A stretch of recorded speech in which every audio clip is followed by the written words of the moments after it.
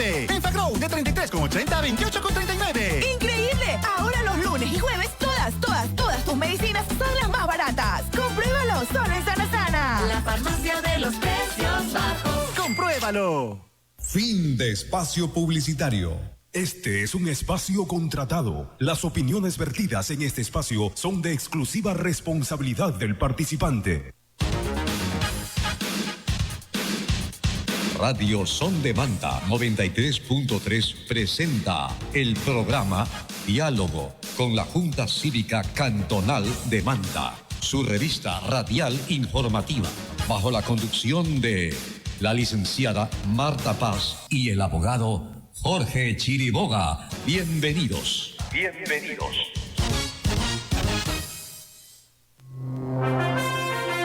Las 5:02 de la tarde aquí en el puerto de Manta, desde Radio Son de Manta 93.3 FM Estéreo, nos encontramos con los diálogos en campaña, un espacio promovido por el colectivo Ciudadanos Comprometidos, quienes en estos tiempos próximos a las elecciones presidenciales queremos discutir un poco la conveniencia de nuestras dos candidaturas finalistas y poder promover y aportar en los conceptos del voto informado, qué es lo que necesita nuestra ciudad, qué es lo que necesita nuestra provincia y qué es lo que nos están aportando los respectivos candidatos.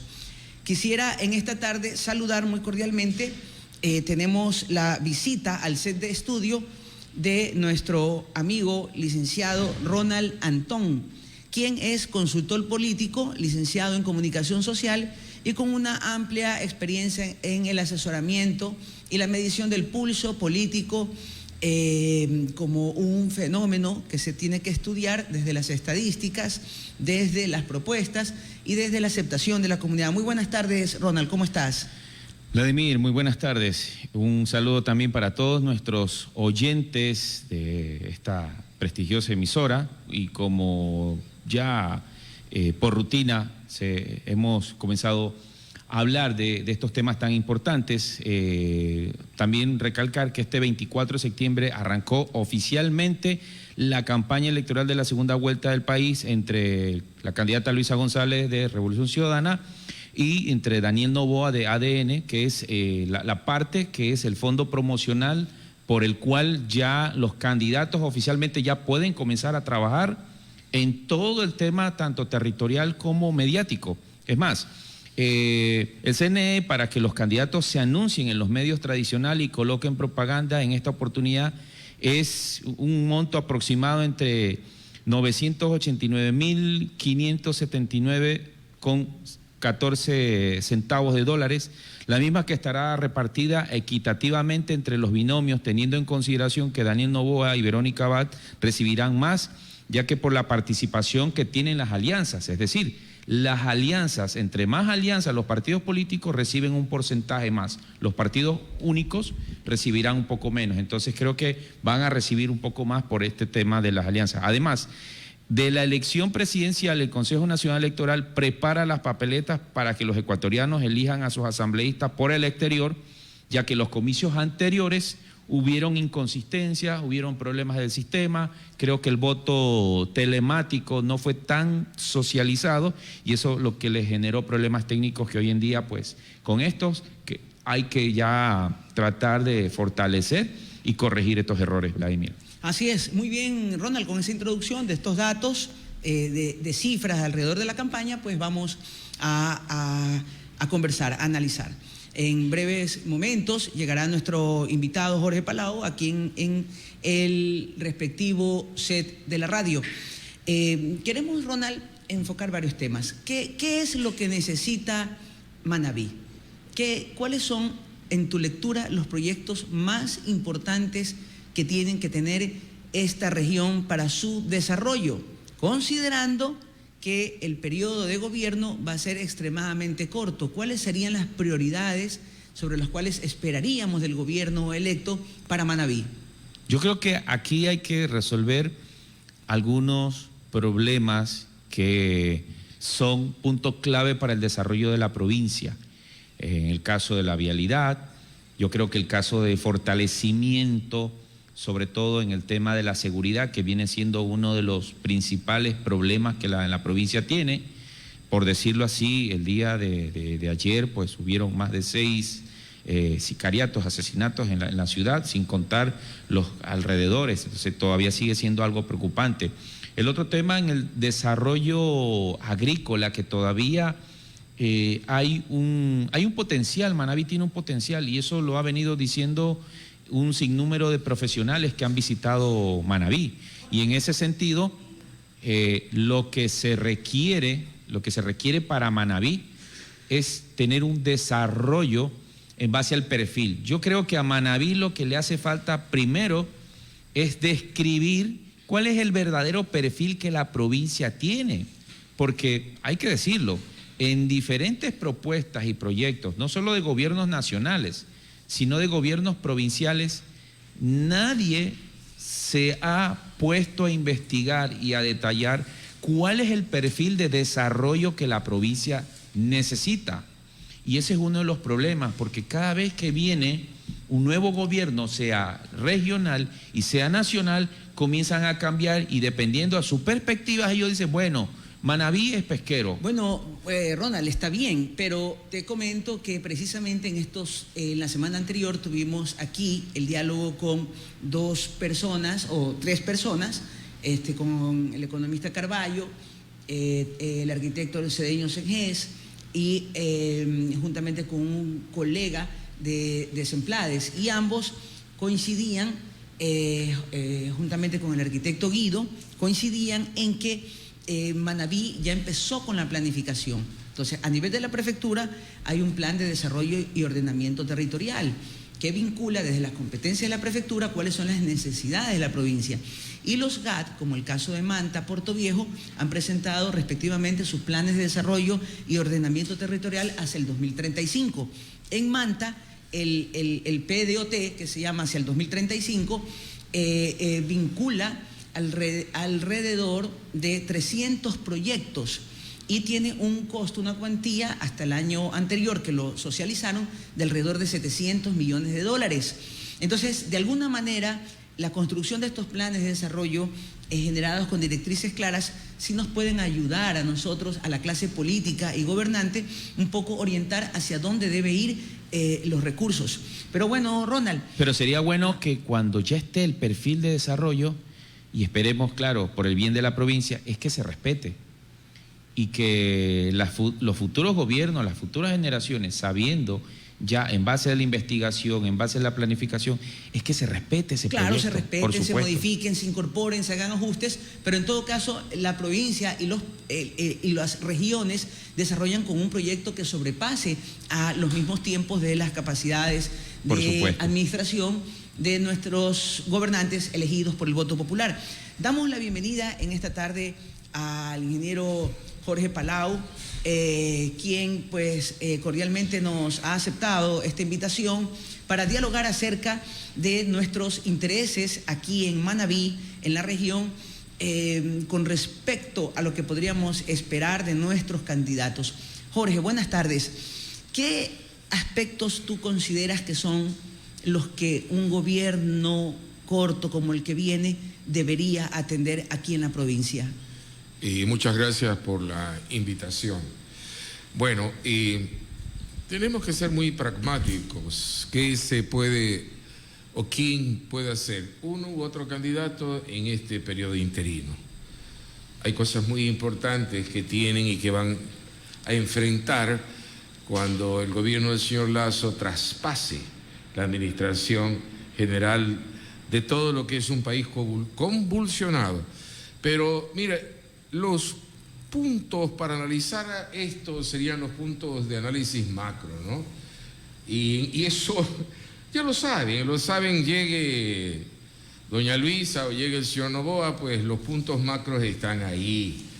Y esos son irrenunciables. Usted llega, usted no va a llorar. En algún momento alguien decía, la doctora Angela Merkel, a los llorones, a todos esos que lloraban, que les decían, pero usted me dejó un país en esas condiciones. La canciller alemana le dice, yo no estoy preocupado de lo que me dejó, Yo estoy preocupado de aquí en adelante. Es lo correcto. Correcto. Entonces, es famosa frase de la doctora Angela Merkel. Y es un discurso reiterativo, Jorge. Siempre ha sido. Siempre Entonces, analicemos indistintamente de las promesas de campaña del ganador, ¿qué deberá enfrentar? Duras realidades. Entonces, vamos y analicemos el tema macro. Lo he traído un poco sintetizado, ¿no? A ver, ¿sabe usted que existe una desaceleración de la economía de este país que está ahora sostenida y el Banco Central ya tiene su revisión para el crecimiento de 3.1 a 1.5% anual? Primer desafío. ¿Creceremos a cuánto? Decreceremos. Decreceremos en el de 3.1 a 1.5. Decreceremos. Ojo. Uno, la inversión externa ha desaparecido y la inversión privada interna es nula y está estancada. Estamos viendo, ¿no? Este es el panorama macro que tenemos aquí en el país. Llegue quien llegue. La inversión pública del plan anual de inversiones del presupuesto general del Estado ha sido severamente desestabilizada. Ya vamos a analizar por qué. Cuarto punto, los mercados de financiamiento internacional están cerrados. El Ecuador no tiene opciones de ir a buscar plata a China, al FMI, a donde sea. Los multilaterales dicen, no, usted no tiene, usted no es sujeto de crédito. Desde el 2020 no vamos a pensar que es un tema que nos deja una herencia el señor Lasso, no, desde el 2020. Y como el gobierno no puede y ni podrá contratar deuda pública interna y externa, no puede y no podrá nunca cubrir ese desfinanciamiento en origen. Punto. Estamos claros, el panorama, clarísimo, ¿no? Vamos con lo que nos toca a nosotros, vamos a hablar lo que rebota hacia los gobiernos seccionales. En los actuales momentos el Ministerio de Finanzas se encuentra reduciendo al mínimo. ¿Qué se encuentra? La ejecución presupuestaria, pues, para estos años, para el año 2023 y el 2024, que le tocará al que viene. Entonces, ¿qué significa? Que diferentes instituciones de desarrollo provincial, como gobiernos seccionales, se van a quedar trucas, cortadas, con presupuestos, hablando en forma criolla, mochados, como decía algo, ¿no? ¿Ok? Entonces, ¿qué tenemos al interior de los gobiernos seccionales? ¿Verdad? Estos huecos financieros. O sea, no me vengan que ustedes van a cumplir un POA del 2024. No lo van a cumplir. Entonces, tenemos ese tema. Ahora, lo que sí sabemos es que la deuda externa no está afectada. El Ecuador tiene que cumplir, no puede caer nuevamente en default.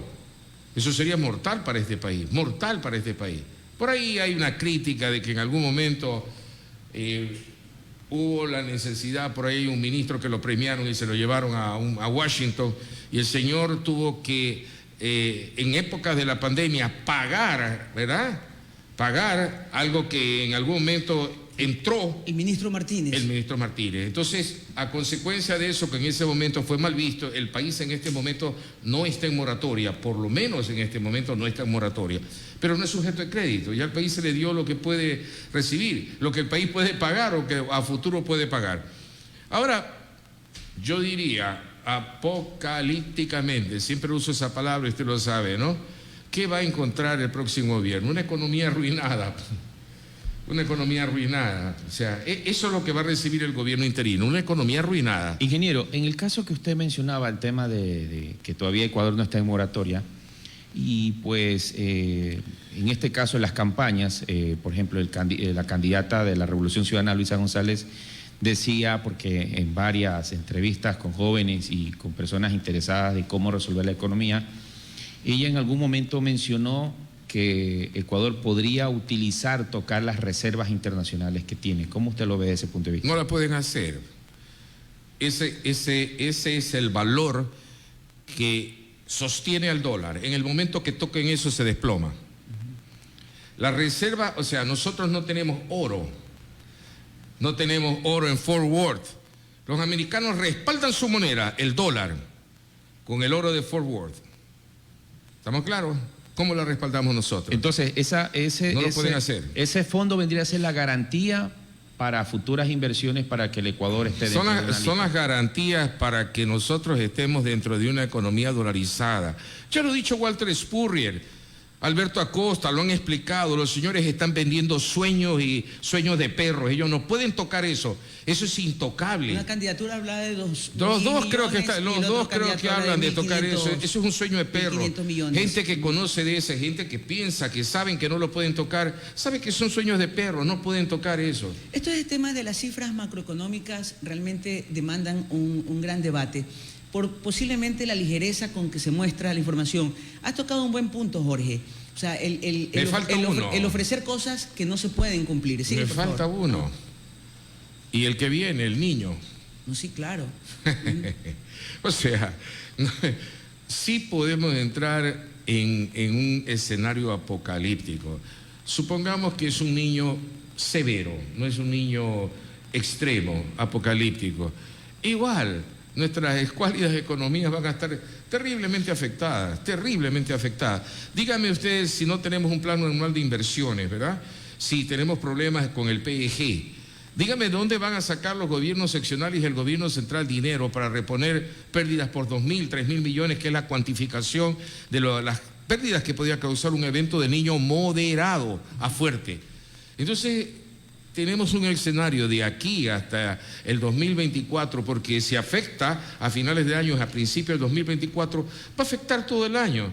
¿Y qué le quedan a nuestros gobernantes? Nos quedan 8 meses. ¿Qué tiempo le quedarán a quien llegue? 8 meses. Entonces, frente a esos hechos, Jorge, que son realidades objetivas, lo que queda ver es de qué manera desde la primera magistratura se intentará enfrentar la crisis. Y un poco la ciudadanía tiene que ahora elegir, bajo estas consideraciones de un país con un grave déficit fiscal, con poca capacidad de ahorro interno, con dificultades de transferencia de los recursos a los gobiernos descentralizados, cómo manejar. Le voy a pedir a producción que nos ponga una gráfica un momento en la pantalla, porque un poco tenemos que nosotros pensar qué ofrecen nuestros candidatos. O sea, sobre eso y cuál es la capacidad que tienen de ofrecer. ¿Es demagógico? ¿Es suficiente? ¿Es insuficiente? Nadie tiene una forma de cómo resolver el problema de la cosa pública. Sin embargo, lo que podemos pensar un poco cuáles serían los compromisos que tienen. Yo veo, por ejemplo, que está ahí en pantalla, que el candidato de ADN, Daniel Noboa, indica en su plan que presentó ante el CNE, arroja unas cifras macroeconómicas y dice lo siguiente: Ecuador ha experimentado un crecimiento económico relativamente lento en comparación con otros países de la región de América Latina. Sí, está correcto, ¿no? Lo que ha provocado preocupaciones sobre los desafíos que enfrenta su economía. En 2022, el país experimentó un crecimiento anual del PIB de solo el 4%. 3.1, considerablemente más bajo que el promedio regional del 7%. Entonces, cuando uno va a las cifras del Banco Central del Ecuador, el crecimiento del país no fue el 4%, 3.1. fue el 2.9% en el 2022. Están las cifras.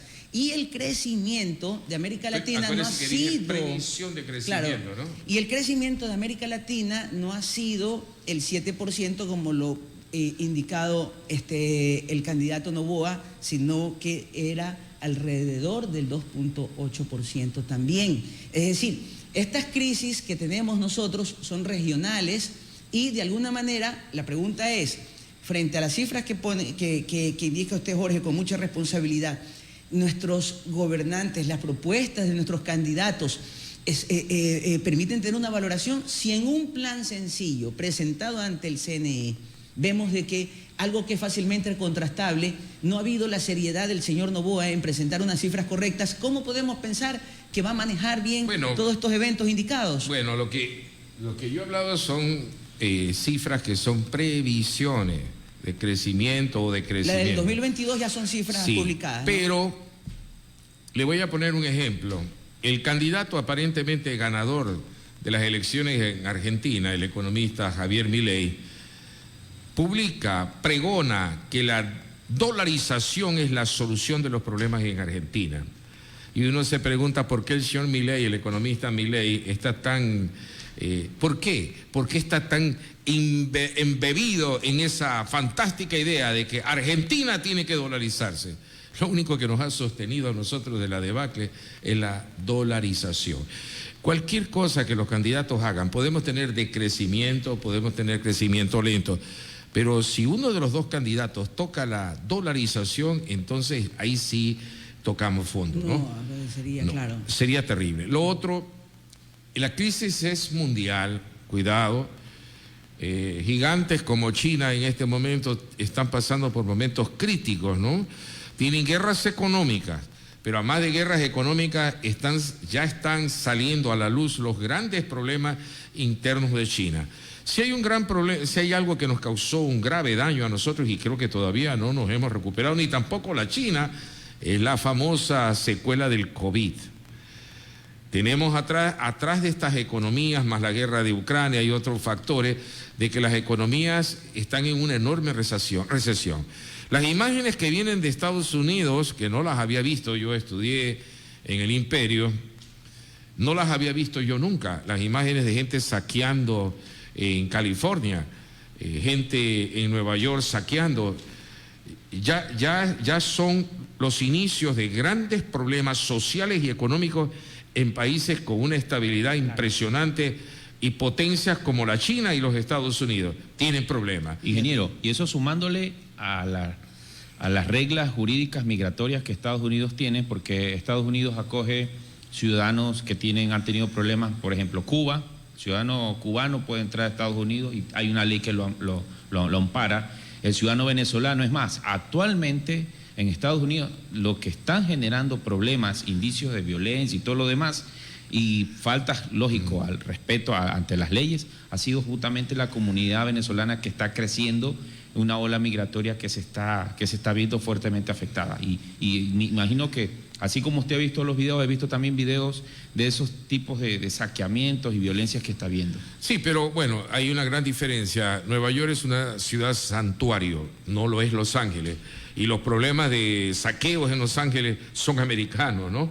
Sean americanos nacidos o por una naturalización, son americanos. En Nueva York, que es una ciudad santuario, son venezolanos. Pero pensemos, los americanos tienen leyes que acogen a dos tipos de personas: los que cruzan por trabajo legalmente o los que son refugiados y refugiados por cualquier situación. Los cubanos tienen un estatus especial. Los cubanos tienen un estatus especial. Usted nada y toca cualquier isla en el territorio americano y automáticamente usted tiene el estatus de refugiado político. Y creo que los venezolanos tienen lo mismo. Pero ya se han dado cuenta que este tema, sobre todo el alcalde de Nueva York, ya se dio cuenta que tiene un gravísimo problema. Se le ha montado un problema. Pero es en el Imperio, pues no lo tenemos aquí en Ecuador. En Ecuador usted no ve una fila durmiendo ahí en el banco del Pichincha de 50, personas sin un lugar donde dormir, que están acostados en el portal del Banco del Pichincha en la calle 3 de la ciudad de Manta. No es así. Entonces, hay grandes problemas que están reflejándose las economías sobre las cuales nosotros hacemos nuestra economía. Ajá. Nosotros exportamos ¿qué? Petróleo, camarón. El camarón ha pasado a ser importante. Sí. Ayer, Jorge, inclusive salió en El Universo una información muy importante. El Universo. Camarón destronó por primera vez al petróleo en este 2023 como primer producto de exportación con 314 Bendito sea porque el Sheikh Mohammed, ¿cómo que se llama? Abdul Al Maktoum, el ruler sería el jeque dueño, entre comillas, porque eso es allá uno y el resto, ¿no? Abajo, de Dubái, se le ocurrió la fantástica idea de que el petróleo no era todo, aunque Dubái no tiene petróleo, por si acaso. El petróleo no era todo, entonces ellos hicieron apostaron por el turismo y el crecimiento de una ciudad. En buena hora que el camarón está creciendo, supera en este momento al petróleo. 4.396 millones de dólares de exportaciones de enero a julio de este año, lo que permitió superar al petróleo como primer producto de exportación. En buena hora. Y los destinos, y uno de los, frente a los destinos donde se están llevando los principales destinos del crudo del camarón, Según Fedexport, el principal destino para la oferta no petrolera, no minera del Ecuador fue China con 2.510 millones de dólares. Me acuerdo para tocar el tema del camarón, que lo iba a traer como un ejemplo. Y aquí en Manabí el camarón sigue representando una fuerza muy importante en la economía y esperamos de nuestros gobernantes en este lapso que van a Ecuador, tener, la que provincia puedan, de Manabí asegurar la productividad. Solo tiene el 9% de las tierras cultivables de camarón, solo el 9%. Y ya mismo lo traía como un ejemplo, si tocábamos el tema del puerto de Manta, lo traía como un ejemplo de por qué las esperanzas de que el puerto de Manta se desarrolle son casi nulas. Ya lo vamos a analizar ahora volviendo del corte.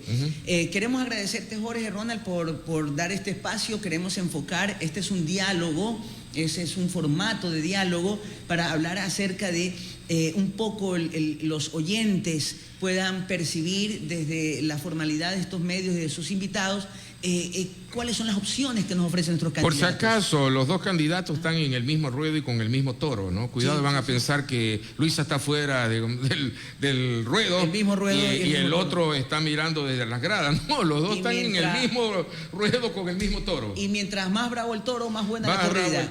Este espacio es empujado y auspiciado por Ciudadanos Comprometidos. Agradecemos al ingeniero Roberto Escandón Delgado, Priel, por sus respectivos auspicios, a la compañía Dimupa S.A. con las vitaminas y suplementos True Life. Volvemos luego de nuestros anunciantes. Inicio de espacio publicitario. En el Terminal Portuario de Manta estamos comprometidos con los más altos estándares de seguridad y te tenemos una noticia. Con la llegada del crucero Coral Princess el pasado 24 de agosto, inauguramos una nueva temporada de cruceros en Manta. Se prevé que este año lleguen más de 35,000 pasajeros y 17,000 tripulantes a bordo de 31 buques, de los cuales 4 visitarán por primera vez nuestro puerto. En Terminal Portuario de Manta somos un gran puerto para una gran ciudad. Sintoniza esta frecuencia, porque aquí no se trata solo de palabras, sino de oportunidades que transforman. Imagina una maestría en marketing con mención en transformación digital, que no solo amplíe tus horizontes, sino que también te brinde certificaciones de alto calibre. Con EDES, Escuela de Negocios con propósito de la UTPM, obtendrás certificaciones en Google Marketing, Platform, Google Skillshop, Neuromarketing y Neuroventas, además de la certificación en Business Intelligence Analyst. Estás a un paso de redefinir tu carrera. ¿Listo para el cambio? Transforma tu futuro con EDES.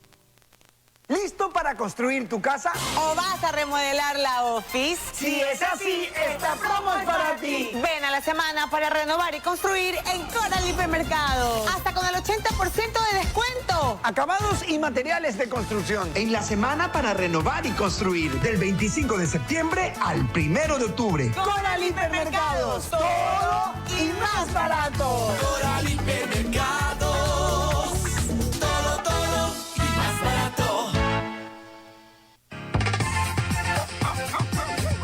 ¿Estás preocupado por la salud y cuidado de tu mascota? No te preocupes más. La doctora Elisa Cárdenas Solórzano, magíster en clínica y cirugía canina, te atiende en Clínica Veterinaria Manta Pets con profesionalismo y te ofrece los siguientes servicios: consulta general, hospitalización, profilaxis dental, cirugías, hospedaje, servicio de ecografías, para lo cual contamos con equipo de última tecnología. Además, nos encargamos de la belleza total de tu mascota. Clínica Veterinaria Manta Pets cuenta con profesionales totalmente capacitados para ofrecer servicios de calidad. Horario de atención de lunes a sábado de 8:30 a las 18 horas. Estamos ubicados en la avenida 18 entre calles 13 y 14. Para mayor información, comuníquese al celular 098-3729-986 o al convencional 2-621-701. El respeto y el amor de su mascota es nuestra prioridad. Clínica Veterinaria Manta Pets.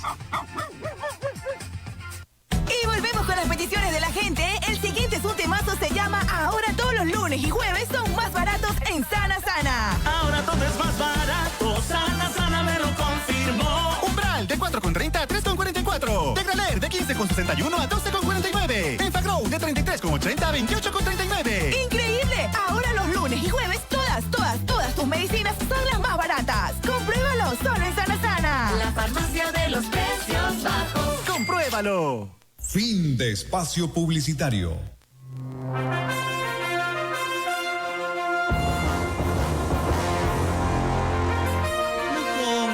espacio de diálogos en campaña. Y vamos a arrancar con una pregunta que nos hacen nuestros radioyentes y también aquellos que están en el Facebook Live, que es el ingeniero Jorge Emilio Pico Roca, de Tornería Pico. El ingeniero Jorge Emilio Pico Roca pregunta: ¿cuáles son las propuestas de ADN? ¿Cuáles son las propuestas, Jorge, que tú como ciudadano has logrado percibir de la oferta electoral del binomio Noboa-Abad, que son consecuentemente buenas para Manabí? A ver, esa parte era la que yo quería analizar por separado. ¿Cuáles son los puntos importantes para el análisis micro? Es decir, ¿qué nos ofrece para Manabí? ¿Y qué es lo que deberíamos pedir? Así es. Hay un proyecto que se llama Poder Local.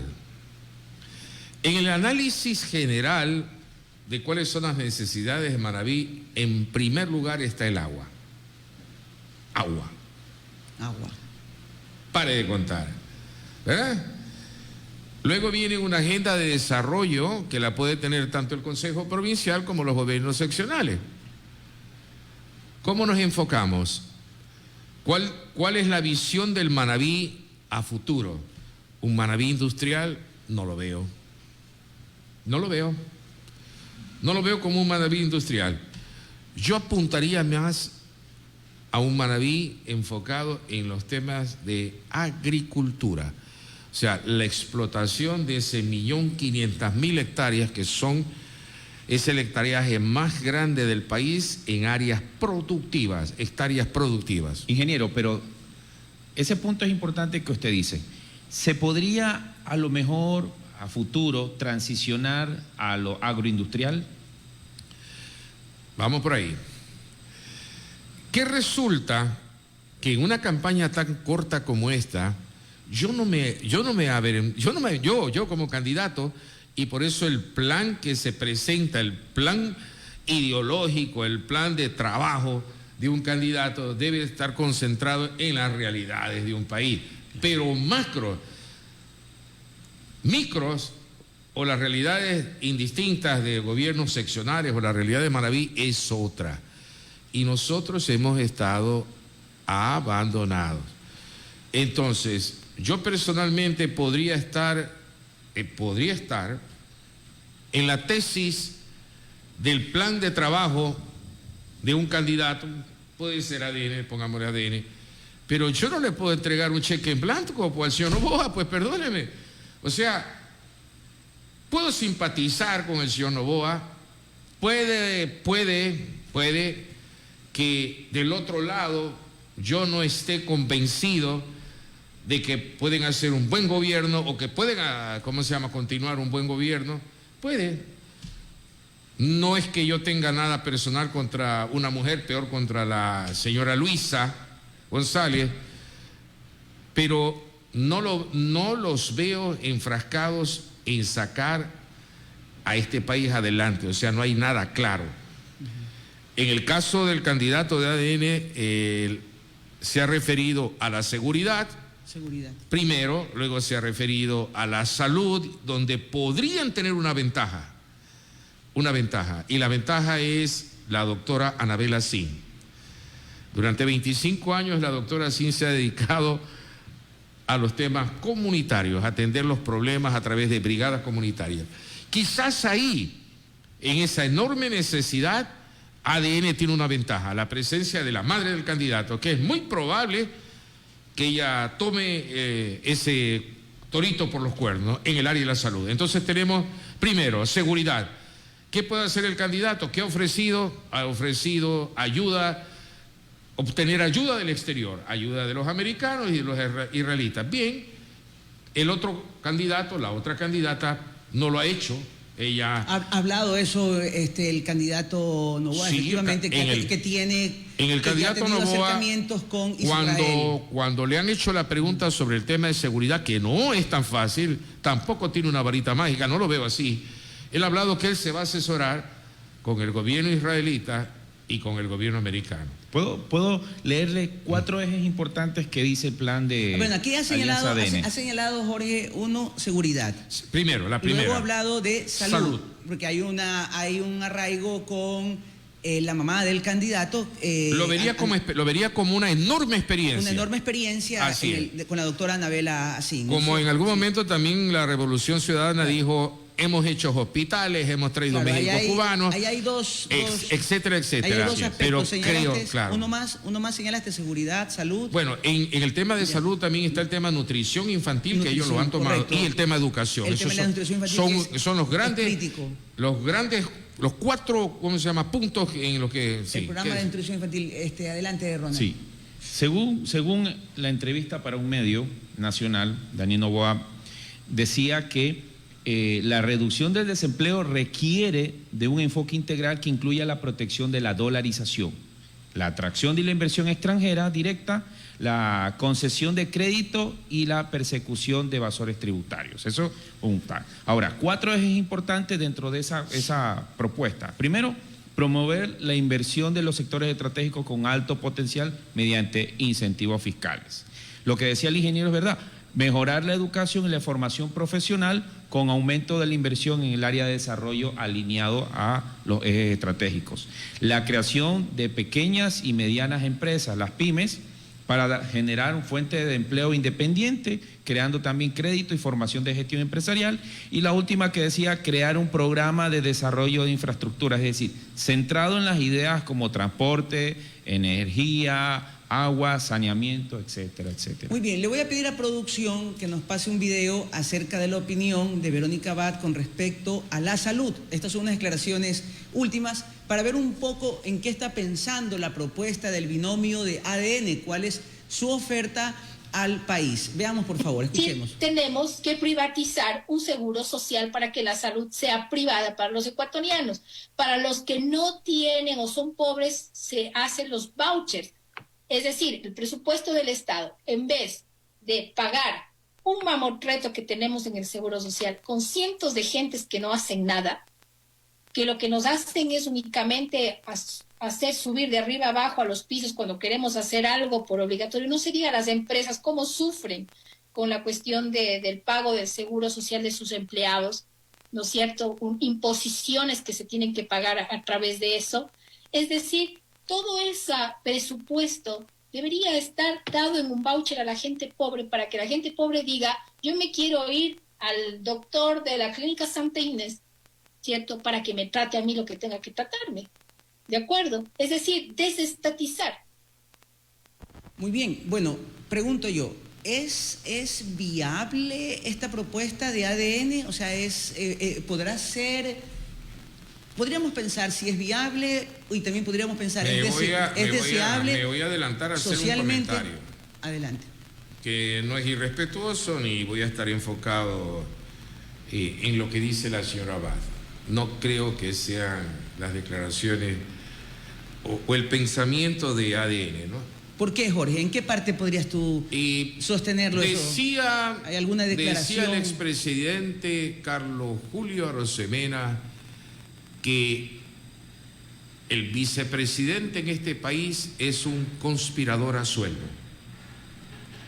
Ese es el único comentario que voy a hacer sobre la señora. ¿Lo repito?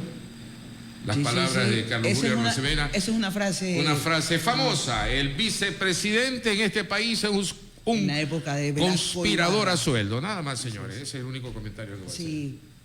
Bueno, y parece que hay unas intenciones de delegarle algunas funciones en el África, en los países subsaharianos del África, de Asia, bastante remota. Hay un comunicado un poco... La señora no puede tener el título de vicepresidenta si no está en funciones. Tienen que delegarle el trabajo que debe hacer un vicepresidente. Yo creo que se extralimitó ahí el amigo Daniel en apresurarse en mandarla al África subsahariana. Subsahariana, allá. A buscar ecuatorianos en ese lugar. No, que la señora va a tener su delegación, el presidente tiene su delegación específica, ¿no? Que tiene que hacer el vicepresidente en este país. ¿No será esa como una estrategia por lo que ante la opinión pública la candidata a vicepresidenta estaba generando ciertas contradicciones a lo que el discurso de Daniel Noboa en campaña en territorio estaba generando. Es decir, lo que él estaba tratando es de aclarar ciertos temas de su propuesta, pero Verónica va en una contraparte, o bueno, en el caso de las redes sociales hay muchos que generan contenidos súper editados en los videos, hacen cortes exclusivos. ¿No cree que a lo mejor puede ser eso como para alivianar la campaña? Yo creo que la podemos enviar acompañada del señor Arau. Los dos hacen una buena pareja para allá. Buen debate. Bueno, los medios están pidiendo... Usted sabe... Los medios están pidiendo un debate vicepresidencial. Bueno, aquí también lo que cabe decir, Jorge y Ronald, ¿no será que nos estamos enfrentando hoy por la realidad del país un poco a la improvisación? Nos estamos enfrentando, de ambas candidaturas, nos estamos enfrentando un poco a la falta de probidad para presentarse a esto. O sea, ¿qué nos puede estar pasando si en un momento determinado, si fuese verdad que el candidato Daniel Noboa no está de acuerdo con los pronunciamientos públicos de su vicepresidenta, que sería interesante que el candidato Noboa pueda pronunciarse acerca de este tema de privatizar o no el IES? No sé, sería interesante poderlo oír, porque Verónica Noboa hace estas declaraciones recientes de manera pública. Entonces, ¿no estaríamos como enfrentando un poco de que son conformaciones de binomio apresuradas, surgieron intempestivamente, y eso nos pondría en un riesgo supremo en el manejo de la cosa pública, que es tan delicada? Nos metería con esa misma lógica de la improvisación, del desprecio a lo público, de decir los pobres, de no tener una valoración social correcta. No. A ver, en algún momento le pregunté a alguien arriba, ¿no?, en la campaña, que qué afectación podría tener la imagen del candidato y de la campaña, las declaraciones de la próxima, si es que llega, vicepresidenta del Ecuador. Entonces me dijo, casi nula. Lo que pasa es que nadie escucha a los vicepresidentes, todo el mundo está enfocado. O escuchan a Luisa o escuchan a Daniel. Entonces, esto es una caja de resonancia. Lo que dicen los vice en este momento, los dos que los tienen congelados, les tienen cosida la boca a los dos, creo, en este momento, es básicamente, cae en una caja de resonancia, nada más. Pero las miradas, lo que se escucha, lo que la gente quiere ver es lo que dicen los candidatos. Luisa González, Daniel Noboa. Pero, a ver, hay que estudiar quiénes son los Noboa. ¿Quién es Daniel Noboa? No es un banquero. No piensan como banqueros los Noboa. Ni la tía, ni el abuelo, bueno, tienen ni el banco, padre. Tienen el Banco del Litoral, ¿no? Son dueños del Banco del Litoral. Es un juguete que tenía Álvaro para... En algún momento quiso sigue, tener un banco y todavía tiene un banquito por ahí que se llama el Banco del Litoral. Pero creo que es un juguete en realidad, ¿no? Pero si usted se pone a pensar... ¿Quiénes son los Noboa? Usted se dará cuenta que pensar que el IES lo van a privatizar, no lo van a hacer. No lo van a, por dos simples razones. En algún momento el señor Noboa dijo, ¿cómo salvo al IES? Porque la señora dice que hay que privatizarlo para salvarlo, ¿verdad? Eso dice, ¿no? Así es. Privaticémoslo para salvarlo. El señor Noboa dice, no, voy a apelar al 33% de estos jóvenes que son quienes me han catapultado hoy a estar en un balotaje, ¿verdad? Y voy a decirles, prefiero entregarles a ustedes trabajo, generar empleo, porque ustedes van a aportar. Y salvo el IES. Esa es la idea y el concepto de los Noboa. Y es un buen concepto. Crear correcto. empleo, ese es el concepto. Correcto. Creo empleo, salvo el IES. Pero esta señora, formal, primera vez que la escucho, dice, no, para salvar el IES hay que privatizarlo. Y darle vouchers a los pobres. Y darles vouchers, por Dios, por Dios. Usted tiene cómo hicieron la fortuna esta gente, creando empleo. Ellos son uno de los más grandes generadores de empleo del Ecuador. Si sumamos el grupo Novis, el grupo Noboa y otros grupos afines que son de la familia, esta gente creo que tienen 270, 280 empresas. Sí, Jorge. ¿Qué valor agregado tienen ellos para el país, empleo, generación de empleo. Y ahora Jorge, y está bien, ¿no? Y es muy probable que cualquiera de estos dos candidatos finalistas, sea la señora González o el señor Noboa, lleguen a la primera magistratura, ¿no? Si llegará la señora González, gobernará bajo lo que ha anunciado; si llega el señor Noboa, va a hacerlo. Pensemos un poco lo interesante de la creación del empleo. El grupo Noboa, naturalmente, tiene muchas empresas y ha fomentado el empleo. No es menos cierto que en las candidaturas, en las presentaciones de las candidaturas anteriores de Álvaro Noboa, desde los medios, Alfonso Espinosa Los Monteros en una histórica entrevista le preguntaba, pero hay juicios de sus obreros, de sus empleados a la bananera Noboa, y el candidato Noboa decía, pero bueno, son sus derechos laborales el juicio. Pero también tenemos voces del extranjero que no ahora en la campaña, sino mucho antes, estaban muy preocupados sobre la forma de empleo precario.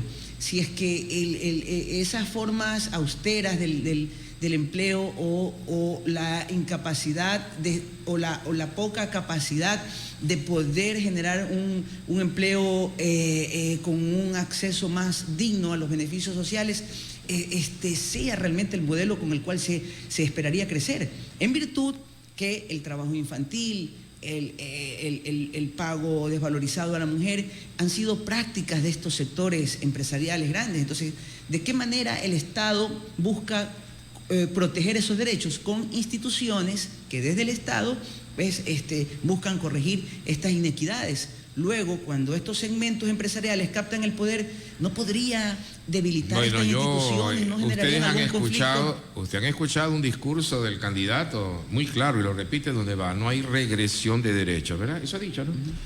Se supone que se incluyen los derechos laborales, ¿no? Lo dice claramente, no hay regresión de derechos. Claro, justamente el candidato en algunas entrevistas ha dicho que se respeta ese derecho. Ahora, ingeniero, según el INET, el empleo informal ha escalado hasta el 54.8% según el INET. Sí.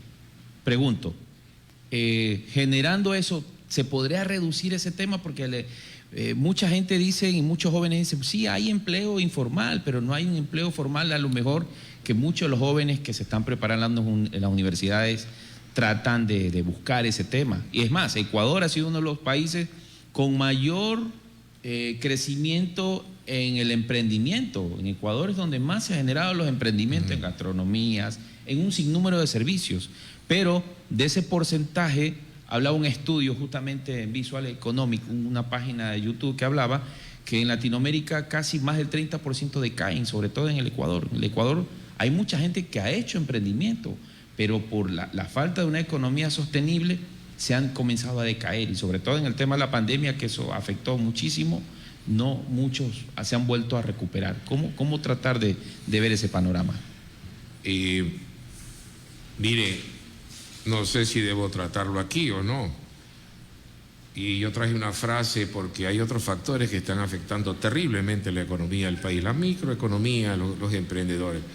Y esta frase es de Winston Churchill. No hay buena economía sin seguridad ciudadana, ni habrá seguridad ciudadana sin buena economía. Entonces ya estamos claros, ¿no? Estamos viviendo en este momento temas muy complejos. Ya ustedes saben este tema de la vacunación y todo y lo que está pasando, ¿no? Hoy tenemos a más de los problemas que los emprendedores, los que están empezando, o los negocios que están caminando, o negocios medianos o grandes, están sujetos a estos temas gravísimos de seguridad a través del tema de vacunación, ¿no?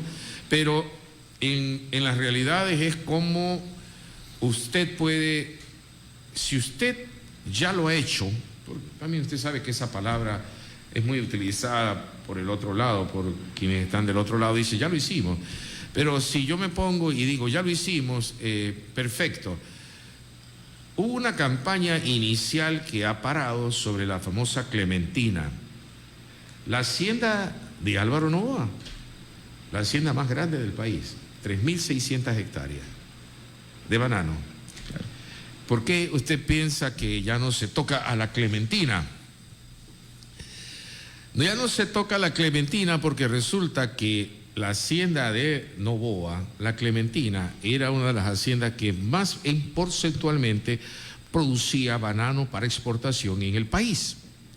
de todas las grandes haciendas bananeras del país, esta hacienda era un ícono.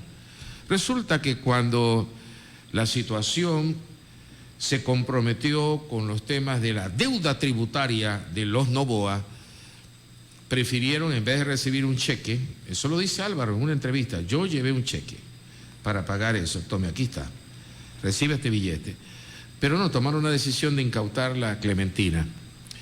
Años después se sabe que la clementina hoy es básicamente un desierto árido, por ahí hay unas cuantas áreas productivas de la clementina que están en manos de un grupo ruso, creo, pero que resulta que hoy los trabajadores de la clementina que recibieron un préstamo de corporación financiera millonario, de corporación financiera para comprar la clementina, es decir, incautada la clementina, por el otro lado el Estado sacó 90 millones de dólares, le entrega un préstamo a los 12.000, no sé cuántos empleados había, para que ellos compren la clementina. Compran la clementina y nunca la pudieron manejar. Sí, ajá. Entonces, ¿cuál es el prejuicio aquí? Mire, es una triste historia. ¿Por qué una triste historia? ¿Por qué en manos de los Noboa funcionaba? ¿Por qué en manos de los empleados y los rusos no ha podido funcionar? Todo el mundo se pregunta. Ahora resulta que los 12.000 empleados dicen, mejor estábamos con, o como dicen los de acá, sí, por supuesto. Antes estábamos mejor, ¿verdad? Si es que tienes empleo, antes estábamos mejor que no tenerlo. Entonces correcto. Los muchachos recitan lo que recitan, antes estábamos mejor. La clave de todo esto es cómo usted sabe hacer negocio y cómo maneja su negocio. Yo no creo que estos jóvenes van a manejar al país como un negocio, pero sí saben qué hace el empleo, qué produce el empleo y saben cómo crear empleos. Sí. En ese aspecto lo saben, ¿no? Y el candidato Noboa lo ha dicho con claridad, que no va a haber regresión de derechos. No pueden hacerlo, es imposible. Es inconstitucional.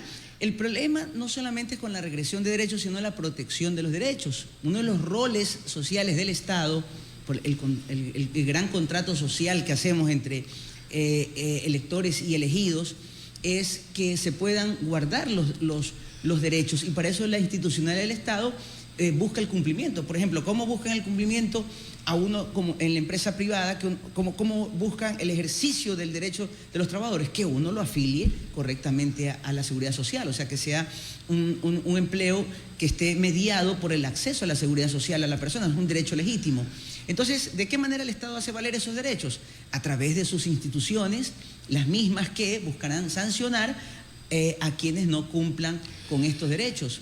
Entonces, un poco el conflicto podría ser entre que si es que el llamado a cuidar el queso es el mismo ratón. O sea, no hay regresión de derechos, pero posiblemente pueda involucrar una poca protección de derechos de manera intencional, debilitando a las instituciones del Estado que ejercen esa cautela de los derechos de los ecuatorianos. Mire, cualquier reforma que quieran hacerla no tienen tiempo. Hay otros problemas que tienen que tomarlo. Es decir, el torito que entra en la primera ronda, ¿no? La primera corrida, los señores tienen que coger rápidamente, no tienen que ponerle banderillas ni nada, sino una estocada al toro. Pero ojo, que la debilitación sin de estos derechos no está en un cambio de leyes, sino en la posibilidad de no asignar recursos a las instituciones, a la infraestructura de talento humano para poder materializar ese No, ejercicio. yo no creo, porque ellos saben que el peso del IES es un peso muy grande, el peso del IES, redundancia en lo que voy a decir, es pesado. En la economía del país el IES hoy es un peso en la economía del país. Usted no puede sacar del presupuesto general del Estado y decirle al IES, toma esta ayuda. No, usted lo que puede decir al IES, te voy a pagar la deuda que el Estado tiene con el IES. Entonces, los señores tienen que comenzar y pensar, o cumplen con lo que el Estado le debe al IES y preocuparse más adelante si hay cambios en la política laboral, pero hoy yo creo que los problemas son tan grandes que ellos no van a tener tiempo de estarse pensando siquiera en reformas laborales ni nada, no hay tiempo. Hay problemas que superan esos problemas. Yo más bien me dedicaría, yo no voy a decirle, ¿sabe qué? Revisemos la deuda del IES y comencemos a inyectar. Sí, va a haber una consulta. Porque a lo mejor tiene algún pariente que es un jubilado, pues, y ese pobre jubilado, que yo ya voy camino para allá, muy probablemente, pronto voy a ser un jubilado, Dígame usted qué seguridad tengo que yo voy a recibir mi jubilación. ¿Qué seguridad con un IES quebrado? Ninguna. Ingeniero, en el caso de esto, sea quien sea el ganador en estas elecciones, ¿cree conveniente que el Estado genere intervenciones en el Seguro Social como se lo generó en el gobierno del economista Rafael Correa cuando tomó parte de los fondos del IES, cuando se creó también el Banco del IES? ¿Cree a lo mejor es pertinente esa intervención con el Seguro Social? Mire, en su momento González, uno de los lacayos del gobierno de Ramiro González, ¿sí se acuerdan del difunto Ramiro González? Está vivo, pero es un difunto, político. Político, ¿no? claro. Ya. El señor lo dijo en una entrevista cara a cara con Correa: usted tomó dinero, usted no debió, yo se lo advertí. Está claro, usted no puede tocar el IES, ese no es una caja, una cajita de, ¿cómo se llama? Ese es un dinero de quienes han trabajado. Yo supongo, así es, ¿no? Usted ha trabajado 30 años, aspira a su jubilación. Usted ha aportado, es su trabajo, su sudor el que ha aportado. Eso es intocable, eso era intocable. Tienen que corregir, yo pienso que tienen que corregirlo, pero hay un tema importante que quiero que sepan sobre la seguridad social. Hay 2 o 3 países que están envejeciendo porque la tasa de natalidad es inversa. ¿Quiénes son los que aportan para la vejez? Son los jóvenes. El señor está enfocado hoy en pensar que es la juventud la que va a rescatar este país. Y eso es muy bueno. No solo en los aspectos productivos, sino a futuros quienes van a soportar, ¿verdad?, la seguridad social de este país, porque van a aportar. Sí. En países como Japón y Corea, hoy con grandes problemas, porque no hay quien aporte ya. La población, correcto. No hay quien aporte. Una población mayormente es una joven, población mayor, mayormente joven está ausente, hay una población. Entonces yo sí creo que es un gran impacto. Yo lo haría también como una retribución a quienes me llevan a la segunda vuelta. Usted sabe que los politólogos hoy día se preguntan, eso es un caso inédito en la política, como un señor que 2 semanas antes estaba con el 3.5%. Hoy está en la segunda. Hoy está en la segunda. De repente, en las 2 últimas semanas, crece a tal punto, supera a sus adversarios, al señor Villavicencio, ya fallecido, al señor Topi, y está en el balotaje. Es evidente que los jóvenes están pesando en una parte de la población. Yo sí creo que él lo tiene claro. El futuro del Ecuador es la educación de ese 33% que hoy lo han llevado a una segunda vuelta y posiblemente a son votantes jóvenes. Sí. Quiero agradecerles. Él se siente como joven. Él se ve un joven, yo no creo que un hombre de 35 años, ¿no, Daniel? Aproximadamente, sí. Piensa como joven, es un joven. Quiero agradecerles, Jorge, Ronald, por la presencia aquí en 93.3 FM Estéreo Radio Son de Manta. Hay un gran público de jóvenes que también es parte de la audiencia de esta radio y queremos seguir bregando en este voto informado, qué es lo que nos ofrecen los candidatos, cuáles son las opciones que tenemos y generar una crítica a la oferta electoral. Gracias por este espacio, a la Junta Cívica, gracias a Radio Son de Manta por estos diálogos en campaña. Nos quedamos con el tema ciudad, ¿no? ¿Cuánto o qué beneficios tendría esta ciudad en el caso de esta administración interina del señor Noboa? Sí vale la pena revisarlo en algún momento. Sí, correcto. Porque hay cifras, hay muchas cifras que corren, hay muchas expectativas, pero la realidad es otra. Hay un fondo importante por el cual se puede profundizar para analizar. Tenemos que despedirnos y agradecerles por su presencia. Nos estamos viendo el día miércoles con unos invitados del grupo Faro que van a hablar un poco sobre, tienen un programa Ecuador Decide y van a mostrar estos estudios hechos desde estas ONGs sobre la oferta de ambas candidaturas. Nos vemos en el programa de este miércoles 5 de la tarde en Radio Son de Manta 93.3 FM Estéreo. Muchas gracias. Gracias.